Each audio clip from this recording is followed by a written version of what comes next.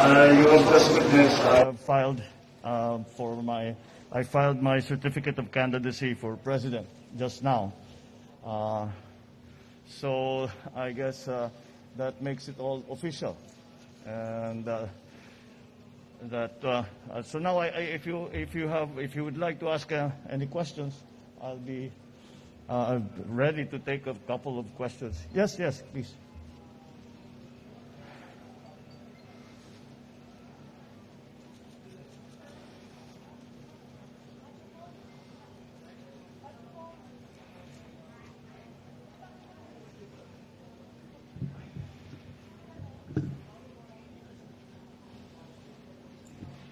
Sir, I'm Tina Panganiban Perez from GMA. Oh, yes, of course. Hello. May we know if you have a running mate and if you're fielding a full slate? And also, sir, you're the third aspirant with the family name of Marcos to file for the presidential elections. Yeah. What do you plan to do about the other two candidates, sir?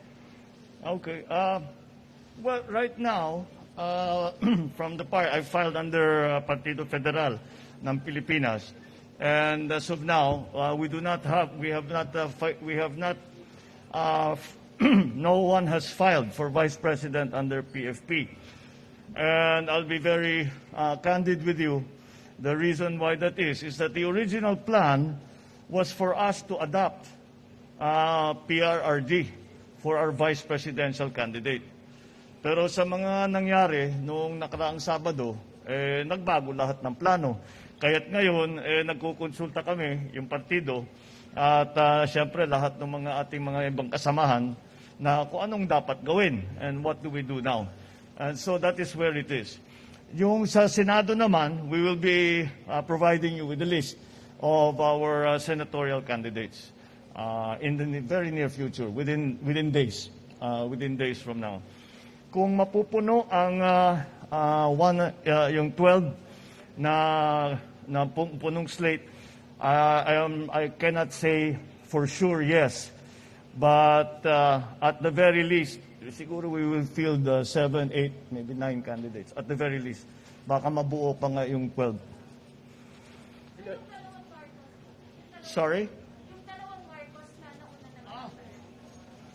Well, yes, I suppose we will have to see. The COMELEC will have to determine if they are nuisance candidates or if they are true candidates for the upcoming election. The decision or the determination as to what the status is of the other candidates who filed under the name of Marcos will be dependent on, will really be up to COMELEC. So we will leave it to them to decide on how to handle that situation. Sir, clarify ko lang, you won't file, kayo mismo, you won't file for their disqualification? Sorry? Have I filed? No, I mean, sir, kayo mismo, wala po kayong plan to file disqualification against them? Well, not as yet, because tinitignan pa lang namin. Antayin namin siyempre hanggang sa dulo ng filing period. And then we will see what we will have to do. Kasi titignan muna namin kung sino yung nakapag-file, kung sino... well, we'll just have to see the status of all of the names of the people that have come to file. Hindi lang naman sa presidente, pero sa lahat ng ibang position. Then we will decide what to do. Good morning, sir. Dwight De Leon from Rappler. Sir, I would just like to ask, are you able to tell us ano yung pinag-usapan nyo ni Mayor Sara? Were you trying to convince her to be your VP? Or was presidency always the plan for you? Well, very early on, we talked about it. Yung very much publicized, yung pinuntahan namin siya bago nung birthday niya. We talked about politics but no specifics. And since then, hindi na kami nag-usap sa specifics. Yung mga ganyang klaseng usapan, ikaw mag-presidente, ako mag-vice, ikaw mag-vice, ako mag-president. Wala kaming hindi na umabot yung usapan namin sa ganun. Sir, are you considering Senator Bongo as your VP? Are you considering Senator Bongo as your VP? Paano yun? Bong. Bong to the third power. Baka pwede rin. We'll see. Kaya nga, nagulat, siguro pati kayo, lahat naman tayo, nagulat yung mga pangyayari ng Sabado eh. So we still have to determine what the effects of all of that will be, not only on me, but also the rest of the candidates in our party specifically. Yeah.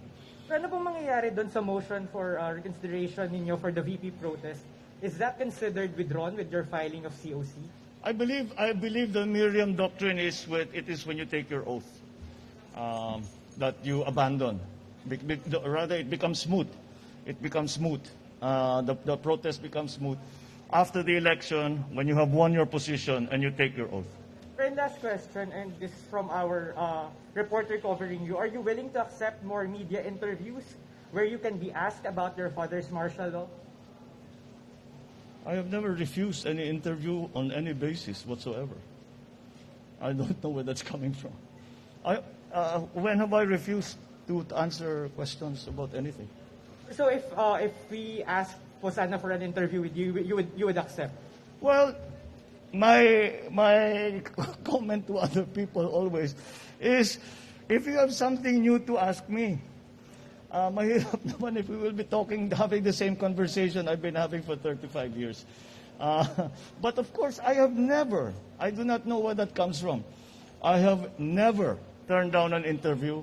I have never specified the subjects that we have to talk about. Well, sir, we'd just like to ask you about, for instance, your conviction of your mother for 7 counts of graft. You and your siblings were named beneficiaries of 2 illegal foundations. I misunderstood. Not here and now. I'm here for filing. But thank you. Thank you. Hi, sir. Hello, good morning. I'm Los Baños from TV5. Sir, may we know more details about your talk with Mayor Sara Duterte? Why it, quote-unquote, collapsed? Bakit hindi na napunta There were no talks to collapse. I mean, bakit hindi na po nagdetalye na ikaw yung vice, ikaw yung presidente? Because the favorite sport of Filipinos is politics, and everybody was speculating. But the speculations are not necessarily based in fact. Nakita niyo naman ang galaw ni Mayor Inday, so I think that puts paid to all of those speculations. I mean, bakit po hindi na natuloy yung posible sanang tandem ninyo ni Mayor Sara? Kasi hindi naman sa tumakbo eh. Tapos. Di ba? Okay? Is that Sir, it? one more please. Oh, sige. Are you ready for another fight with VP Lenny if she will run for president? No, I do not have any fight with VP Lenny. I'm running for president. I'm not fighting against anyone. I mean, another round of election, of campaigning, fight meaning laban sa I eleksyon. don't. We have Senator Ping is filing as we speak, so it's not going to be that kind of election. Marami kami. Ready kayong maka-face-to-face ulit makasama sa election si VP Lenny? I would not file my certificate of candidacy if I was not ready to campaign, if I was not ready to answer all your questions, and so I am ready to answer all your questions. I am ready to campaign, and that's what we're going to do. Thank you, sir. All right? Yes, sir. Thank you. Sir. Maraming salamat. Sir, There's just one more here. Sir, just one. Yesterday you've mentioned you want to be a unifying leader. And Yes. today you've mentioned you don't want to talk about the same question or the same topic for how many years already. And now, how would you like to become a unifying leader when there are still these questions running around? In my view, those questions have all been answered. So we unify now in the face of the COVID crisis, in the face of the economic crisis. That is what I am talking about when I say a unifying leadership. Yan ang kailangan natin ngayon. At siguro ang hangarin ko, ang layunin ko ay makapagbigay ng tinatawag nga na unifying leadership para magkaisa ang mga Pilipinong harapin natin itong COVID, harapin natin ang ating ekonomiya. Yun ang aking layunin. Yun ang ating pangarap para dito sa. That is why I call it a unifying leadership, because it requires leadership a leadership that unifies the country, does not polarize the country. All right, sir. Thank you. Thank you. Magandang umaga, everyone.